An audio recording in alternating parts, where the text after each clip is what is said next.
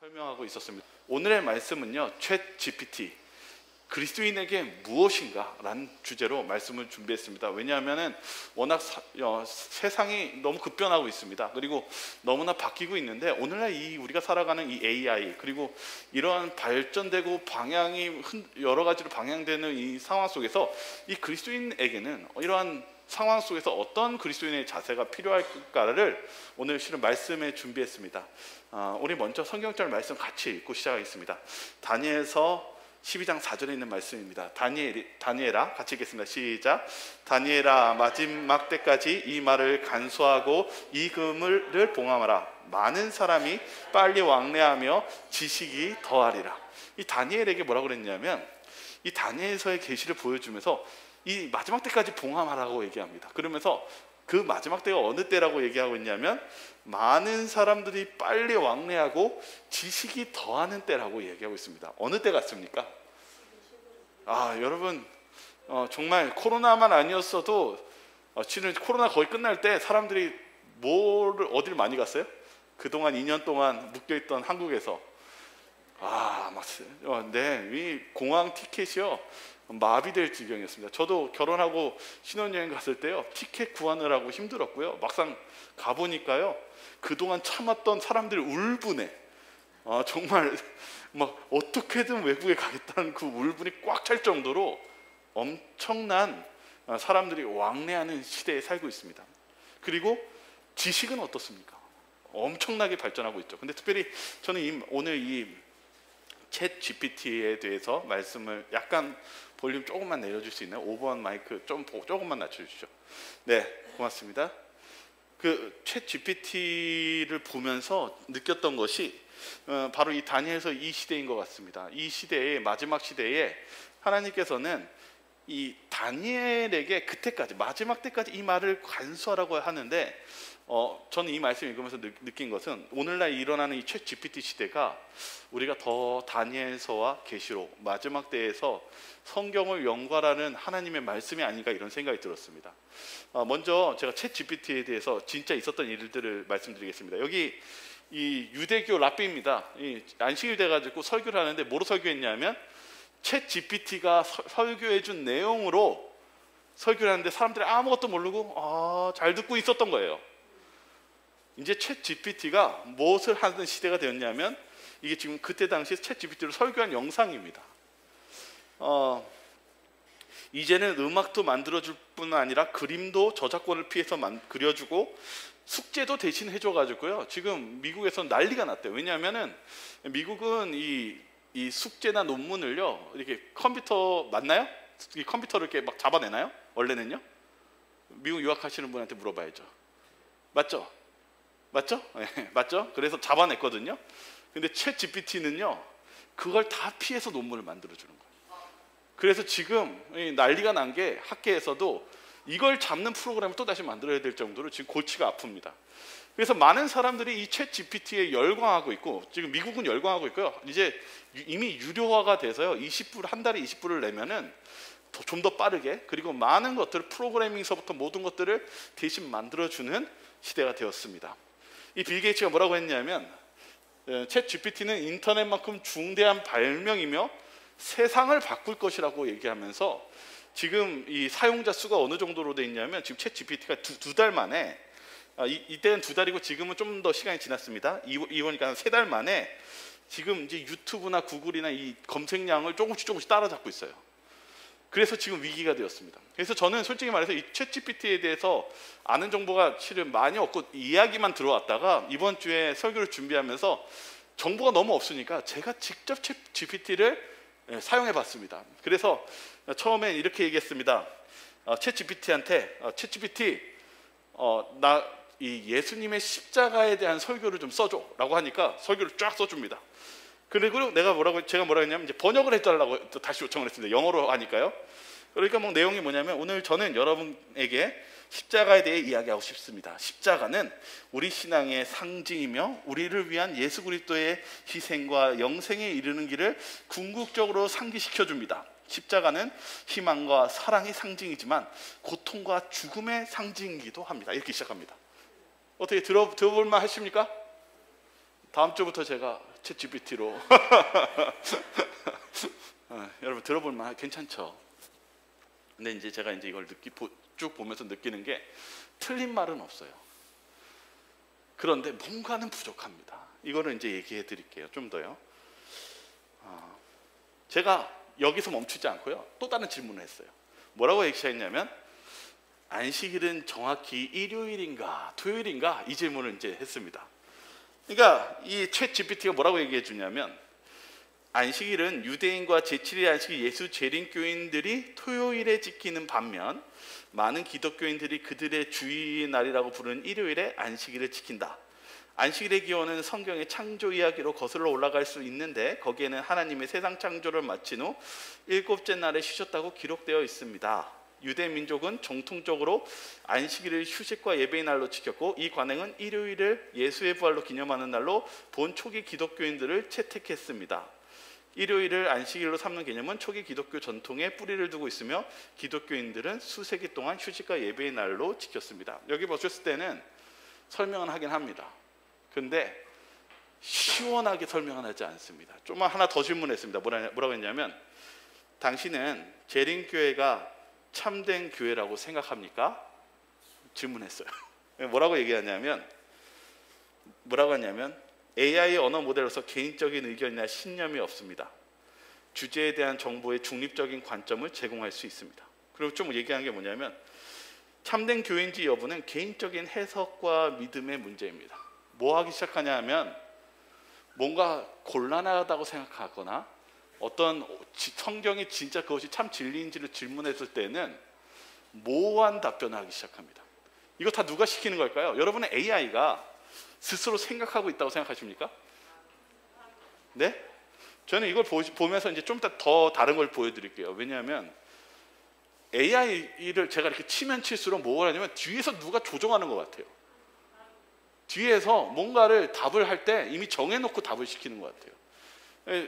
그래서 이제 이것에 대한 기사들을 찾아봤는데 한 기독교 단체들이 이 챗 GPT를 연구하면서 뭐라고 얘기하냐면 이 챗 GPT로 설교문을 작성할 때 문제점에 대해서 뭐라냐면 정보 전달 능력은 좋아요. 그러면서 이 중간자적 입장으로 설명을 합니다. 그런데 뭐가 있냐면 어떤 설교자의 개성과 전달 방식이나 깊이 있는 설교가 없다고 얘기합니다. 저는 근데 이 부분을 영적인 부분이라고 생각합니다. 설교는 그저 정보를 전달하는 것이 아니라 개인의 영적인 부분과 그리고 그 안에서의 우리의 변화, 이 성령의 역할이 분명히 존재한다고 생각합니다. 근데 여기서도 뭐라고 얘기하냐면 챗 GPT는 단순한 도구일 뿐 설교자의 역량을 대체하지 못한다. 여기 안에는 뭐가 있냐면 오용, 정보 오류, 도덕성 문제가 여기에 들어가 있다 이렇게 얘기하고 있습니다. 이제 제가 이 챗 GPT를 좀 이따가 또 한 번 더 질문을 하려고 합니다. 근데 여기서 느끼는 것은 분명히 과학기술은 발전하고 있고 우리 신학 속에서 분명히 여러분들이 편하게 쓰는 과학기술을 쓰는 건 분명히 괜찮을 것 같습니다. 그러나 이 안에 점점 과학이 발전할수록 많은 사람들이 실은 무엇 하는 게 맞냐면 기도하고 하나님을 찾는 시간보다는 이제는 이 챗 GPT나 무언가에 의존하고 물어보는 시간이 점점 커지고 있다는 사실입니다. 여기 이제 계시록 17장 15절에 있는 말씀 보겠습니다. 또 천사가 같이 한번 읽어볼까요? 시작. 또 천사가 내게 말하되 내가 본 바 음녀가 앉아있는 물은 백성과 무리와 열국의 방언들이니라. 이 마지막 때의 사건 속에서 무슨 장면을 보냐면 음녀가 있습니다. 음녀는 타락한 교회를 상징하고 있습니다. 근데 이 타락한 교회가 이 바벨론이 어디에 있다고 하냐면 많은 물 위에 있대요. 근데 이 많은 물은 우리 성경 주석을 찾아보면은 세속적인 사회, 전치적 권력들이 있는 사회, 그리고 이 시민적 이 분위기를 얘기하고 있습니다. 이 세상이 이 바벨론이 그리고 타락한 곳이 어떤 사회에 있냐면 세속적인 세상 위에 존재한다고 얘기하고 있습니다. 제가 이제 이런 부분들을 마지막 때의 사건들 그런 부분들을 찾아보기 시작했습니다. 이 부분에 대해서 혹시 어떤 설명들이 있을까? 찾아보다가 각시대의 대쟁투 522페이지에 바로 그런 설명들이 있었습니다. 뭐라고 적혀있냐면 과학과 이단 사상이라는 내용이 있었습니다. 이걸 제가 좀 대충 읽어주고요. 좀 더 요약해서 설명해 드리겠습니다. 사람들이 자유주의를 부르짖음으로 원수의 관계에 눈이 멀어 있는 동안 원수는 언제나 자기의 목적을 성취하기 위하여 꾸준히 활동하고 있다. 이게 무슨 냐면 사람은 자유라는 것을 얘기하는 걸 좋아한대요. 그렇죠? 우리는 자유롭게 사는 거 좋아하지 않습니까? 근데 자유라는 것을 부르짖으며 살면서도 점차적으로 사단이 우리를 위해서 우리를 계속 어떻게든 죄에 빠지게 하려고 꾸준히 활동하는 것을 우리가 망각하며 살고 있다는 사실입니다. 오늘날 우리가 사는 사회가 뭔가 편해지고 좋아지는 것 같이 느껴지지만 이 안에서도 우리가 과학의 발전과 이 자유를 부르짖는 삶 속에서도 사단은 계속적으로 활동하고 있다는 사실입니다. 좀만 더 읽어드리겠습니다. 그가 만일 인간의 이론으로 성경을 대신하는 데 성공하면 하나님의 율법은 도외시되고 모든 교회들은 자유라고 외치면서도 죄의 속박에서 벗어나지 못하게 된다. 뭐라고 설명하고 있습니까? 이 인간이 이론을 자신의 배운 그 이론을 성경 대신 그것이 맞다라고 주장하고 그것이 성공이라고 얘기하게 되면은 아주 심각한 문제에 빠지는데 죄에서 벗어나지 못하게 된다는 사실입니다. 우리가 하나님의 말씀에 벗어나서 이게 더 지혜롭지, 챗 GPT 아니면 우리가 살고 있는 좋은 방법들이 여기에서 우리의 해결책이 있다라고 그렇게 생각하는 그런 방법 안에는 우리가 실제적으로는 죄에서 벗어나지 않는 그런 문제를 야기할 수 있다라고 경고하고 있습니다. 좀만 더 읽어드릴게요. 제가 어디까지 읽었더라? 놓쳤네요. 많은 사람들에게 과학적 연구는 저주가 되었다. 하나님께서는 과학과 기술에 있어서의 발견과 발전으로 세상에 빛의 홍수가 쏟아지도록 허락하셨다. 하나님은요 우리에게 과학적인 발전을 이루도록 허락하셨다는 것입니다. 그러나 그것을 제대로 사용하지 못해서 과학은 저주가 되어왔다고 설명하고 있습니다.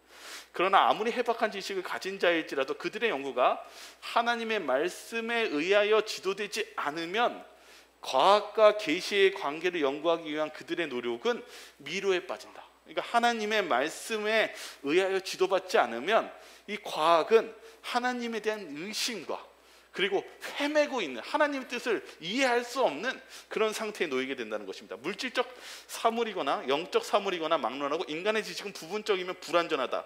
그러므로 많은 사람들이 그들의 과학적 견해를 하나님의 말씀과 조화시킬 수 없다. 그런데 많은 사람들은 단순한 이론과 가설을 과학적 사실처럼 받아들인다. 뭐라고 하냐면 확실하지도 않은 가설과 그런 생각을 사실로 받아들이면서 하나님의 말씀과 전혀 섞이지 못하고 의심을 일으킨다는 것입니다. 그리고 그들의 하나님의 말씀이 거짓되이 일컫는 지식으로 시험되어야 할 것처럼 생각한다. 하나님의 말씀을 우리가 정죄하고 심판하는 자리에 놓으면서 그렇게 해야 되는 것처럼 오인한다는 것입니다. 과학이 하나님께서는 하나님을 더욱더 찬양하고 그리고 하나님을 이해하는 데서 사용되어야 되는 과학이 그들이 하나님에 대한 의심과 그리고 자신의 생각으로 하나님과 멀어짐으로써 오히려 하나님을 정죄하고 의심하는 그러한 것으로 마지막 때에 과학이 이렇게 나아간다는 사실입니다. 우리가 바라볼 때는 그냥 챗 GPT 한번 나왔을 때 과학의 발전이 이렇게 좋아졌어? 이건 정말 우리가 편해지고 좋은 세상이 가는 거 아닌가? 아마 이 빌 게이츠도 세상이 더 좋아진다고 생각합니다. 그러나 이 각시대 대쟁투는 마지막 때의 이 과학이라는 것이 오히려 우리에게 하나님과 멀어지게 하고 잘못된 길로 갈 수 있는 위험이 있다는 것을 경고하고 있다는 사실입니다. 창세기 34장 1절에는 바로 이 레아가 이 세겜이라는 땅에 있었을 때 그녀가 큰 실수로 결국은 큰 죄에 빠지는 장면이 이렇게 적혀 있습니다.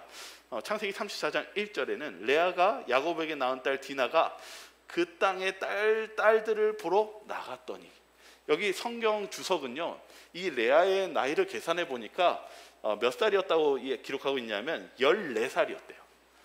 이 10대 14살이면 우리나라 나이는 16 아니면 15입니다. 그러면 몇 학년이 되는 거죠? 15, 16이면요 혹시?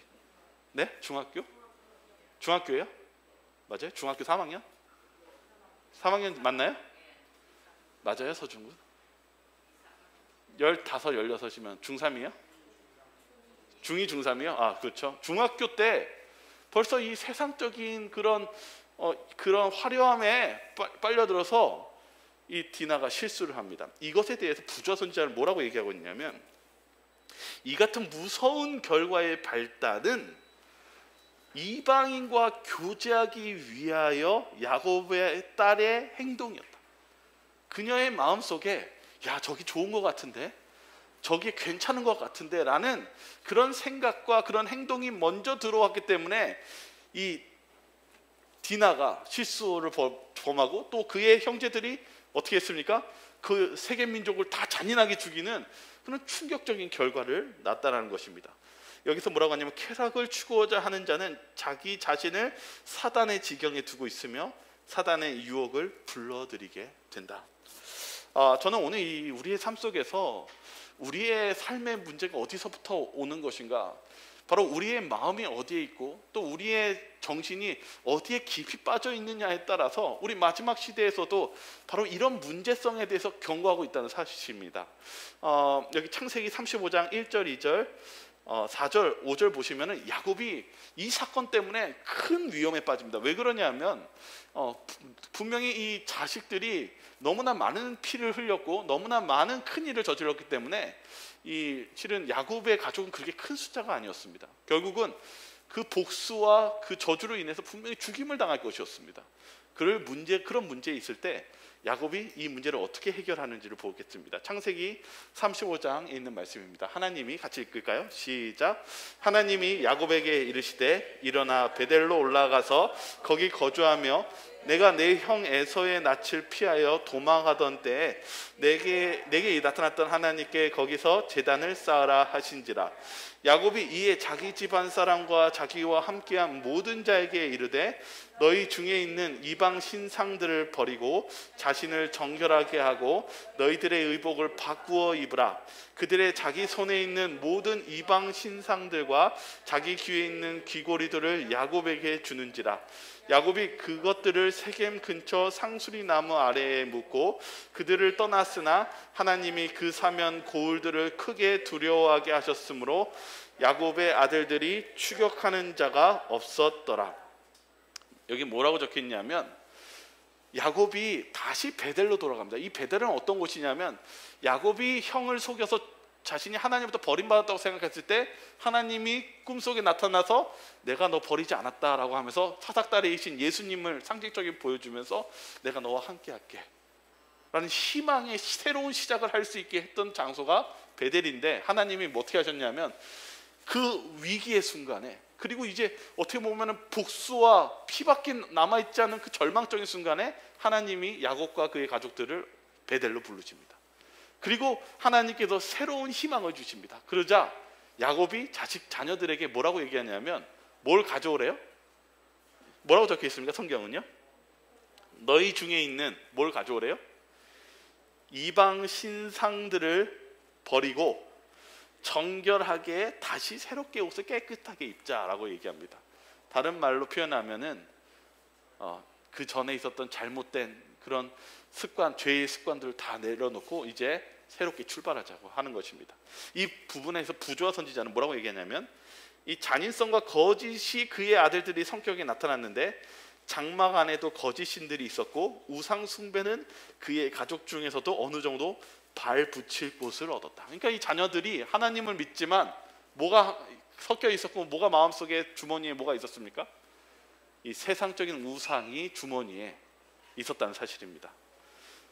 여기 뭐라고 하냐면, 이 거룩한 곳에서 가기 전에 그는 그의 가족들이 우상 숭배의 부정에서 벗어나게 해야겠다고 결심하였다. 야곱이 하나님께서 자기를 다루신 놀라운 일들을 회고해 볼 때 그의 마음이 부드러워지고 그의 자녀들 역시 역사하시는 능력에 감동되었다. 저는 오늘 이 말씀이 너무 중요한 핵심인 것 같습니다. 뭐냐면, 이 야곱은 문제가 어디에서 시작되었는지를 알게 되었어요. 문제는 어디에 있었습니까? 디나가 이 세겜이라는 곳에 간 것이 시작점일까요? 아니면 실제의 시작점은 어느 때부터일까요? 문제의 시작점은 어느 때부터일까요? 그들의 이미 호주머니에는 뭐가 있었습니까? 우상 숭배의 삶이 이미 들어와 있었습니다. 오늘 우리의 마음이, 오늘 이 챗 GPT에 대해서 자꾸 얘기하지만 우리의 마음이, 우리의 모든 생각과 문제가 실은 어디에 있는지를 지금 질문하는 것입니다. 세상은요, 이제는 제가 이렇게 보니까 외국은요, 이제 뭔가 이렇게 해결해야 될 문제 있으면 그 컴퓨터에 그 챗 GPT에다가 이렇게 쓴대요. 그러면 그걸 만들어 준대요. 근데 여러분들도 뭔가 문제가 생기면 거기에 의존하시겠습니까? 제가 오늘 다음 주 설교할 때 여기 챗 GPT 좋다고 하는데 다음 주에 챗 GPT 설교한 거 치고 이렇게 오늘 내일 다음 주에 올까요? 원하시지 않으시죠? 근데 그런 시대가 되어버렸다는 것입니다. 제가 너무나 지금 국회의원들, 미국에 있는 한 의원이 이 연설을 하는데 다 마치고 뭐라고 하냐면 이거 챗 GPT에서 쓴 겁니다 라고 하고 가서 사람들 놀라게 했다는 것입니다. 오늘날 우리의 문제와 상황을 이런 인공지능에 맡겨야 되겠습니까? 이제 그 문제점을 계속 얘기해 드리겠습니다. 제가 뭘 했냐면은요, 이렇게 질문을 다시 했어요. 뭐라고 질문했냐면, 성경에 나오는 작은 뿔이 그 로마 교회가 맞니? 라고 질문했습니다. 실은 이번 주에 질문을 했는데 계속 에러가 뜨는 거예요. 나오지 않아요. 제가 며칠 동안 했는지 모릅니다. 이거를 계속 반복해서 단어 바꿔서 하고 했는데 에러가 떠가지고 제가 오늘 안식일 설교 준비 때 이걸 캡처해서 보여드리려고 했는데 갑자기 답이 나오기 시작했어요. 오늘은 떴어요. 그래서 이거 보니까 뭐라고 하냐면, 아니요, 성서에서 작은 뿔이 카톨릭이나 다른 특정 언어나 종파를 사용한다는 언급은 없습니다. 작은 뿔은 다니엘서의 상징적인 인물로 강력한 지배자가 일어나 하나님의 백성을 학대할 것이라는 것을 나타냅니다. 이 지배자가 사용하는 언어는 성서에서 명시되어 있지 않습니다. 좀만 더 읽어드릴게요. 다만 작은 뿔은 성서학자들 사이에서 많은 논쟁이 있는 대상 중 하나입니다. 시간이 지나면서 다양한 해석이 제한되어 왔지만, 또 보십시오, 이들 중 어느 하나도 작은 뿔이 특정 언어나 종파에 속한다는 것을 주장하지 않습니다. 제가 이거 보면서 어떤 걸 느꼈는지 아십니까? 솔직히 한쪽에서는 굉장히 분개했습니다. 이제 보여드릴게요. 먼저 제가 본 거, 아이작 뉴턴이 그가 쓴 책 75페이지에 교황권은 나머지 10뿔과 다른 왕국이었다, 분명히 작은 뿔에 대해서 설명하고 있는 것입니다. 로마 교회는 선지자 노릇을 하였으며 동시에 왕이었다. 책은 분명히 이미 역사적으로 작은 뿔은 로마 교회라고 여기 기록해 놨습니다. 또 보시죠. 여기는 칼뱅이입니다. 유명한 학자죠. 그 사람이 뭐라 하냐면, 나는 교황이 그리스도의 대리자라는 사실을 부인한다. 그는 적그리스도이다. 이게 적어놨습니다. 아예. 또 하나 보시죠. 이건 마틴 루터가 쓴 겁니다. 이 바울이 데살로니가전서 2장 3절 4절, 하나님이 숭배함을 받는 자의 위에 뛰어나 자존하여 하나님의 성전에 앉아 자기를 보여 하나님이라 하느니라고 기록하였던 그 존재가 여기에 있다. 적그리스도인 불법의 사람, 곧 멸망의 아들이 있는데 그는 하나님의 법을 삭제하였으며 하나님의 계명 외에 자신을 만든 계명을 높였다. 우리는 여기서 교황권이 진짜 적그리스도의 권자에 앉아있다는 사실을 확신하는 바이다. 291페이지, 256페이지. 근데 여기 AI가 뭐라고 하냐면, 이들 중 어느 하나도 작은 뿔의 특정 언어나 종파에 속한다는 것을 주장하지 않습니다. 여기 뭐라고 적혀있냐면, 어떤 성서학자들 사이에서 논쟁이 있었지만 어느 누구도 언어나 종파에 속한다고 주장하지 않습니다. 여러분들은 챗 GPT가 똑똑하다고 생각하십니까? 분명히 챗 GPT는 정보를 다 스캔할 수 있는 엄청난 CPU와 성능과 컴퓨터가 존재하는 것이 사실입니다. 그러나 챗 GPT 자체가 진리를 얘기하고 있지는 않습니다. 제가 오늘 아침에 이걸 보고 나서 제가 느꼈던 것은, 많은 사람들은 분명히 이 챗 GPT를 많이 이용할 것입니다. 그러나 저는 이 챗 GPT가 진리를 말하고 있지 않다고 생각합니다. 오늘날 세상은 우리가 받아야 될 진리의 길을 가는 것을 허용하고 있지 않습니다. 우리가 우리의 문제를 하나님께로 두지 않는다면 우리의 시선과 방법을 잃어버리고 우리의 선택권을 정말 하나님의 진리의 길로 인도하지 않는 자에게 맡기는 그런 모습으로 갈 수 있다는 위험성을 가지고 있다는 사실에 염려를 금하지 않을 수가 없습니다. 성도님들, 오늘 이 사실은 제가 지금 있는 거 다 캡처한 것입니다. 제가 이런 자료들을 비교하면서 보면서 느끼는 것은 굉장히 교묘하고 굉장히 우리가 모르면 당할 수 있고 진리의 길에서 벗어날 수 있다는 사실입니다. 저 여러분들이 이런 부분에 있어서 깨어 있기를 바라고, 이러한 부분에 있어서 이것이 그냥 단순히 우리의 생활적인 편의에 대한 문제가 아니라 사단도 활동하고 있다는 사실을 잊지 마시기 바랍니다. 여기 각시대 대행주 이렇게 얘기합니다. 오늘날 그리스도계의 교회들이 받아들이고 있는 그릇된 교리와 기상천외의 사상들은 무수하게 많다. 하나님의 말씀으로 세워진 이정표를 제하여 버림으로 생기는 그 해독, 문제는 헤아릴 수 없다. 이런 일을 하고자 하는 자가 단 하나의 진리만 버리고 그 일을 그치는 경우는 별로 없다. 대부분의 사람들은 진리의 원칙들을 하나씩 차례로 버리게 되고 마침내 그들은 철저한 무신론자가 된다. 우리가 하나하나씩 하나님의 진리에 대한 말씀을 제거하고 믿지 않게 되면 결국은 뭐가 된다고요? 하나님을 믿지 않는 무신론자가 되어버린다는 것입니다. 여러분, 이런 문제를 실은 우리가 그냥 재미삼아 가볍게 생각하는 경우가 있지만, 물론 챗GPT나 과학기술이 우리에게 도움이 될 수는 있습니다. 그러나 우리 신앙적으로 바라볼 때 이것은 굉장히 위험한 것입니다. 우리가 하나님의 진리의 말씀을 왜곡되고 하나의 진리를 이런 다른 잘못된 이런 어쩌면 그 AI와 기계를 통해서 우리가 따라간다면, 잘못하면 우리 신앙이 망가질 수 있다는 사실입니다. 이럴 때일수록 우리가 하나님의 말씀에 집중하고, 아까 이 다니엘서의 시작이 있죠. 우리가 다니엘서와 계시록을 더욱더 바라보면서 하나님의 말씀이 무엇인지에 더 집중해야 될 때가 지금이 아닌가 생각이 듭니다. 여기 이 교회 책들 중에 이 살아남은 아들 174페이지 뭐라고 적혀 있냐면, 바벨론에서의 다니엘과 그의 친구들의 예를 들어 알 수 있듯이 원칙을 떠나서 하나님의 지배를 받고 평이하고 남의 말을 잘 듣는 종류의 신앙을 가지고는 주께서 당신의 자녀들에게 도달하도록 바라시는 표준에 도달하기는 불가능하다. 이게 뭐냐면, 그냥 세상이 말하는 대로 살아가는 것은 결코 우리가 하나님께 가까이 갈 수 있는 길이 아니다라는 것입니다. 다니엘과 세 친구들이 어떻게 삶을 살았습니까?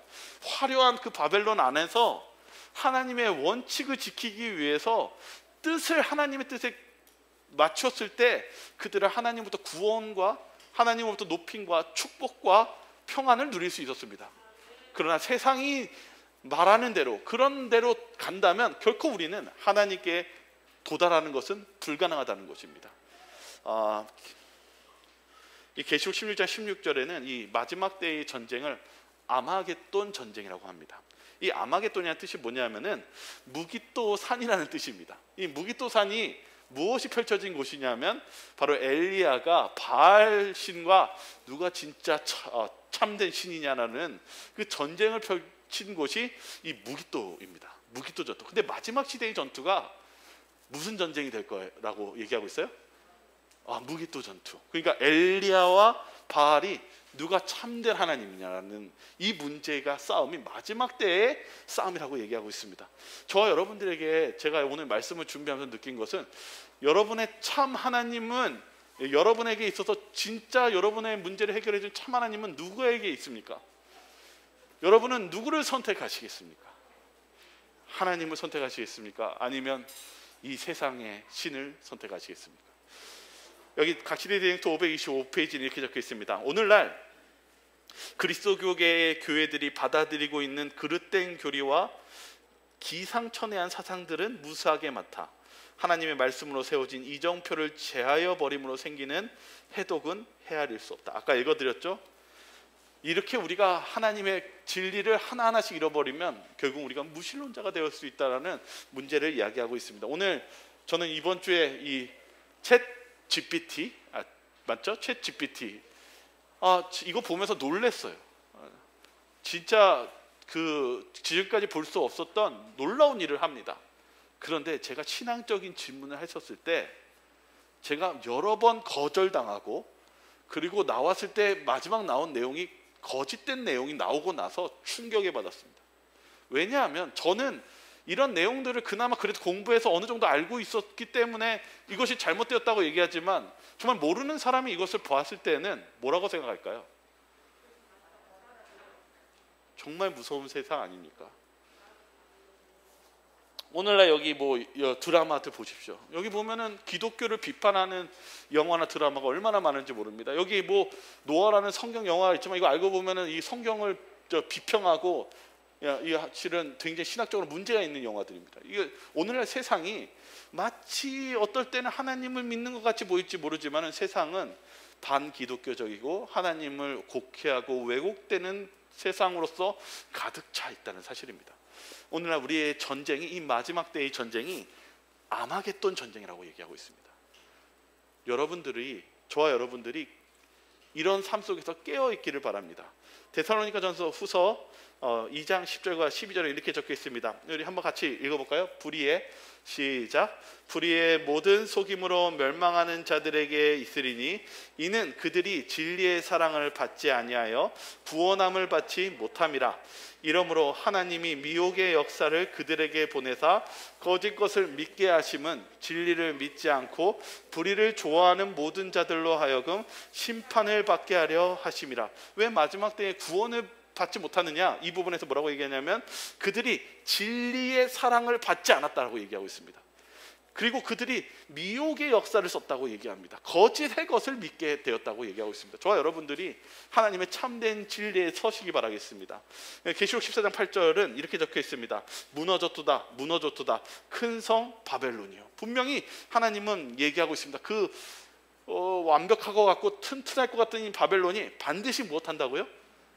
무너진다고요. 여기 뭐라고 얘기했냐면, 다니엘서와 요한계시록을 명확하게 나타난 열국의 흥망성쇠에서 우리는 단순한 외적 세속적 영광이 얼마나 무가치한지를 배울 필요가 있다. 여러분, 정말 오늘날 사는 세상이 완벽한 것 같지 않습니까? 뭔가 발전하고 편하고, 뭔가 세상이 정말 과학적으로 발전하고, 뭔가 우리가 뭐 유토피아적인 세상으로 가는 것 같지 않습니까? 그러나 바벨론이 그렇게 자신의 나라가 영원할 것 같이 찬양했을 때 그날 멸망했습니다. 이 세상도 영원할 것 같지만 하나님은 분명히 말씀하셨습니다. 무너지고 반드시 무너질 것이라고 말씀하셨습니다. 우리가 무엇하는 것이 필요합니까? 이 모든 것이 하나님의 능력과 하나님의 계획에 이 세상은 좌지우지 될 것입니다. 우리는 누구를 믿어야 되겠습니까? 여기 다니엘서 4장 29절 30절에는 이 느부갓네살이 이렇게 얘기했습니다. 한번 읽어볼까요? 12달이, 시작. 12달이 지난 후에 내가 바벨론 왕궁 지붕에서 거닐세, 나 왕이 말하여 이르되, 이 큰 바벨론은 내가 능력과 권세로 건설하여 나의 도성으로 삼고 이것을 내 위엄과 영광을 나타내는 것이 아니냐 하였더니. 이거 누가 말하는지 아십니까? 누가 말했을까요? 느부갓네살 왕이 짐승처럼 미치기 직전에 한 말입니다. 어떤 성을 보고 했냐면 이거요. 요 성. 여기가 제일 높은 성인데, 이게 고고학에서 발견됐어요. 이게 여기 벽돌에다가 뭐라고 썼냐면, 자기 이름 도장으로 벽돌에다 막 찍어놨어요. 뭐라고 적어놨냐면, 나는, 이걸 해석하니까, 나는 역청과 벽돌로 거대한 성벽을 만들었는데 이 성벽은 산과 같아서 움직일 수 없다. 나는 에사길라와 바빌론의 요새를 강화했으며 내 통치의 명성을 영원히 확립했다. 느부갓네살 왕이 이렇게 멋진 성을 짓고 뭐라고 얘기한 거예요? 이 나라가 무엇할 것 같아요? 영원할 거라. 그리고 미친 겁니다. 하나님이 치셨습니다. 그리고 이 벨사살 왕이 왜 그렇게 얘기했냐면, 이 벽이 몇 겹으로 되어 있고요, 깊은 강이 있어서 침범을 못해요. 그래서 아무리 적국에 에워싸도 술잔치를 하면서 그렇게 자신의 신을 찬양한 것입니다. 그런데 그날 어떻게 됐습니까? 벨사살이요? 그날 죽었어요. 여러분, 지금 바벨론이 어떻게 되어 있는지 아십니까? 지금 이 모습으로 되어 있습니다. 여러분, 이게 실은 땅을 파서 발견한 거지 원래는 땅에 묻혀 있었어요. 여러분, 바벨론이 영원할 것 같지만 이렇게 망가졌습니다. 벨사살 왕이 그렇게 이 세상에 바벨론이 영원할 거라고 생각했지만 그날 죽었습니다. 누구만이 구원을 받을 수 있었습니까? 하나님의 뜻대로 살고 하나님의 말씀이 진리라고 믿었던 다니엘과 세 친구들은 죽음의 구렁텅이에 갈지라도 하나님께서 구원해 주셨고, 그리고 그들에게 구원과 평안과 영생을 약속해 주셨다는 사실입니다. 오늘 시대도 똑같은 마지막 바벨론의 시대로 가고 있습니다. 세 천사의 기별 속에서 하나님은 이 세 천사의 기별 속에서 뭐라고 말씀하십니까? 무너졌도다, 무너졌도다, 큰 성 바벨론이여라고 말씀하고 계십니다. 이 세상, 이 바벨론이 영원할 것 같습니까? 이 세상이 봤을 땐 영원할 것 같지만 하나님은 분명히 말씀하셨습니다. 그 과거에도 이 바벨론 성을 무너뜨리신 하나님께서 이 바벨론도 무너질 것이라고 말씀하셨습니다. 저와 여러분들은 어느 편에 서시길 원하십니까? 여기 요한계시록에 뭐라고 했냐면, 바벨론에 심판받기 전 하늘에서 나는 음성이 하나님 백성에게 말씀을 전한다. 바벨론에는 여러 가지 이유로 하나님을 경배하고 섬기는 진실한 사람들이 많이 거하고 있다. 그중 많은 사람은 이 거짓 종교의 건건한 모양에 속아 넘어갔다. 지금 이 바벨론에도 누가 있어요? 아직 누가 있어요?